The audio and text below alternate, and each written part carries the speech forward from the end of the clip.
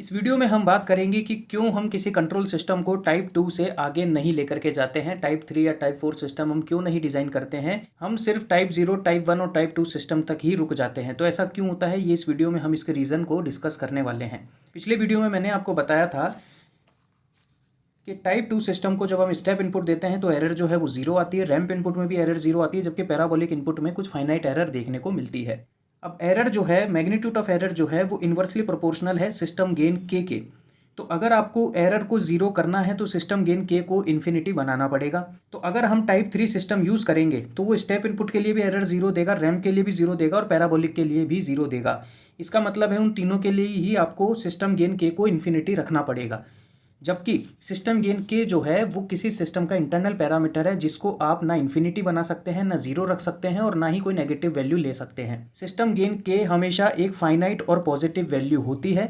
आप एग्जाम्पल के तौर पे अगर देखना चाहें तो जैसे मॉनिटर की स्क्रीन में जो ब्राइटनेस का बटन है उसको आप सिस्टम गेन के कह सकते हैं। तो आप उसको ना 0 रख सकते हैं, ना उसको बहुत ज़्यादा हाई वैल्यू पर ले जा सकते हैं, मतलब इन्फिनिटी की तरफ भी नहीं ले जा सकते हैं, ना ही आप उसको नेगेटिव वैल्यू में रखेंगे। आप उसको एक फाइनाइट और पॉजिटिव वैल्यू पर रखने की कोशिश करेंगे।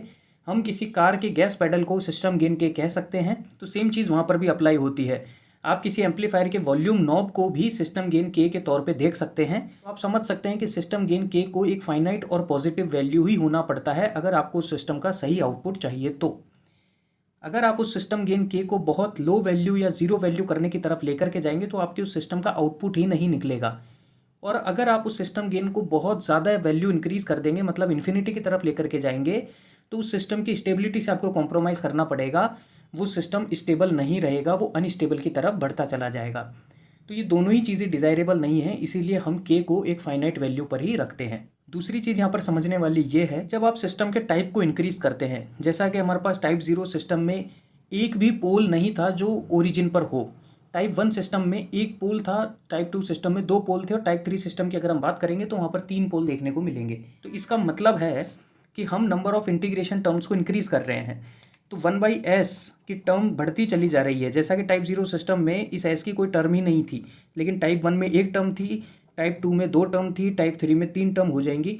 तो आप 1/s मतलब इंटीग्रेशन टर्म्स को इंक्रीज कर रहे हैं अगर आप टाइप को बढ़ा रहे हैं। तो जैसा कि स्टेप इनपुट में भी हमने देखा था कि a/s, फिर हमने देखा रैंप इनपुट में a/s²। तो इसका मतलब है कि हमने एक s के टर्म और बढ़ा दी, मतलब एक 1/s से और मल्टीप्लाई कर दिया। तो आप यहाँ पर नंबर ऑफ इंटीग्रेशन टर्म्स जैसे जैसे बढ़ा रहे हैं तो जो सिस्टम है वो आपका नॉन लीनियर बनता चला जा रहा है।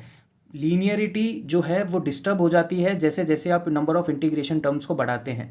जैसा कि स्टेप इनपुट का जो आउटपुट था वो कुछ ऐसा था, फिर जब रैंप इनपुट आपने देखा तो वो कुछ ऐसा था, और जब पैराबोलिक इनपुट आपने देखा जिसके अंदर आपके पास नंबर ऑफ इंटीग्रेशन टर्म्स और ज़्यादा बढ़ गए, तो आपने देखा कि आउटपुट ऐसा हो गया। मतलब इसका जो नॉन लीनियर कैरेक्टरिस्टिक्स जो हैं वो डोमिनेंट बन गए, नॉन लीनियर ये सिस्टम बन चुका है। तो इसीलिए जैसे जैसे हम number of integration term increase करेंगे, सिस्टम के नॉन लीनियर कैरेक्टरिस्टिक्स डोमिनेंट बनते चले जाते हैं। तो यहाँ पर हम एक स्प्रिंग का भी एग्जांपल देख सकते हैं कि एक स्प्रिंग को आप एक सर्टेन लिमिट तक जब आप उसको खींचते हैं तो वो स्प्रिंग अपनी ओरिजिनल पोजीशन में आ सकती है, मतलब वो अपनी लीनियरिटी को मेंटेन कर रही है।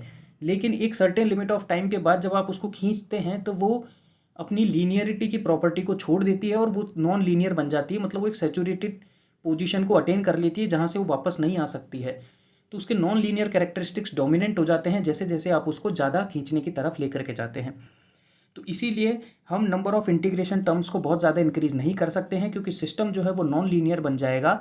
और एक नॉन लीनियर सिस्टम के लिए सुपर पोजिशन और होमोजिनिटी की प्रॉपर्टी भी फॉलो नहीं होती है। ये हमने ट्रांसफ़र फंक्शन के लिए भी देखा था कि जब हम किसी ट्रांसफ़र फंक्शन की बात करते हैं तो वहाँ पर हम लीनियर सिस्टम्स की बात करते हैं। तो इन 2-3 रीजंस की वजह से हम सिस्टम को टाइप 2 सिस्टम तक ही डिज़ाइन करते हैं, टाइप 3 में नहीं लेकर के जाते हैं, क्योंकि वहाँ पर हमको स्टेबिलिटी और लीनियरिटी दोनों से कॉम्प्रोमाइज़ करना पड़ सकता है।